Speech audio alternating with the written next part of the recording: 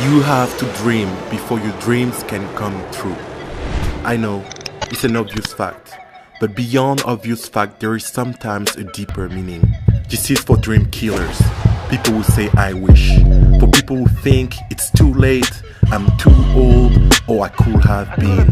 This is for people who dream but have lost hope, and this is for those who are still dreaming. In today's video, I want to share one idea. I want to talk about dreams. Since I was a kid, I've always had a lot of dreams. I dreamed to become an astronaut and work for NASA. That never happened. Dreamed to go to MIT. That never happened. Dreamed to become a famous artist. That never happened. Until then, all my dreams were mostly desires. I was rarely doing anything to move toward them. But it's when I turned 14 and dreamed of learning to build applications that everything changed. I bought a book at a local bookstore about Visual Basics, which had everything I needed to know to start coding. The only thing between me and my goal was reading every chapter of that book. So I made a checklist and set up a goal. I would read and master every chapter before building my first app. I read that book almost obsessively, from beginning to end, and in a few weeks, I was able to build anything I wanted. We believe it. No matter how big your dream is, make small, tiny steps ahead. I figured out what I needed to learn, what I needed to do, then made a checklist and took action. Since then, I've dreamed of becoming a software engineer, becoming my own boss, dreamed of learning how to make music, learning how to use a camera, and even becoming a filmmaker, which brought me to YouTube. If you didn't notice by now, when I say dreams, I'm not talking about the dreams you're having during sleep.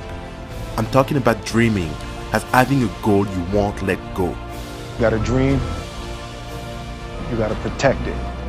There's two types of dreamers: passive dreamers who dream of desire, and active dreamers who dream of action. Passive dreamers are just hoping for an outcome, while active dreamers are those who balance their hope with thought and executions.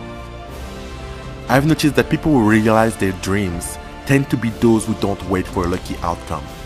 They think about and work toward the outcome they want, or at least they get ready for it. They are people like us who started with a dream to start their own business, own a space company, win an Oscar, make movies, travel the world, build robots, or even tell stories, and then they took action. If I were a rich man. But how do you wake up from your passive dreams to start dreaming of action? It's simple, by asking yourself a very simple question. What's between me and accomplishing that? I am constantly thinking about the outcome I want and always find ways to take action. I wanted to make movies, so I started making movies. I wanted to grow my YouTube channel, so I started making videos every week.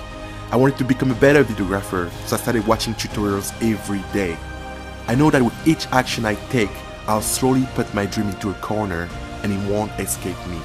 Because your dreams come true when you've tackled them in so many angles that the imagination takes shape.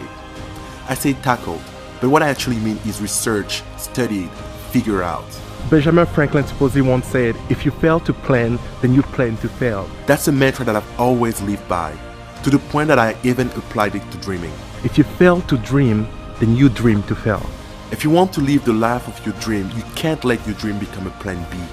Failure can and will happen, regardless of how awesome your work ethic is, but don't be a dream killer.